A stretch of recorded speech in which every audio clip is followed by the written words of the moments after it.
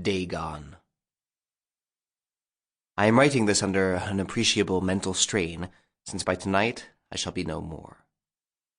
Penniless, and at the end of my supply of the drug which alone makes my life endurable, I can bear the torture no longer, and shall cast myself from this garret window into the squalid street below. Do not think from my slavery to morphine that I am a weakling or a degenerate. When you have read these hastily scrawled pages, you may guess, though never fully realize, why it is that I must have forgetfulness or death. It was in one of the most open and least frequented parts of the broad Pacific that the packet of which I was supercargo fell a victim to the German sea raider.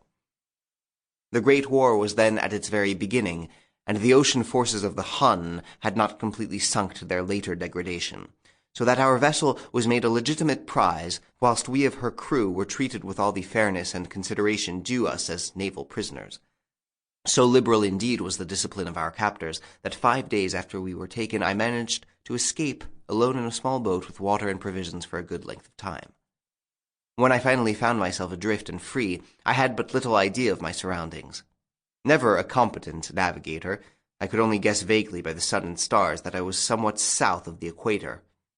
Of the longitude I knew nothing, and no island or coastline was in sight.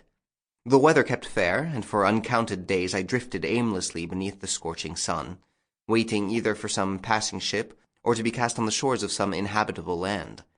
But neither ship nor land appeared, and I began to despair in my solitude upon the heaving vastness of unbroken blue. The change happened whilst I slept. Its details I shall never know, for my slumber, though troubled and dream-infested, was continuous. When at last I awakened, it was to discover myself half sucked into a slimy expanse of... Sample complete. Ready to continue?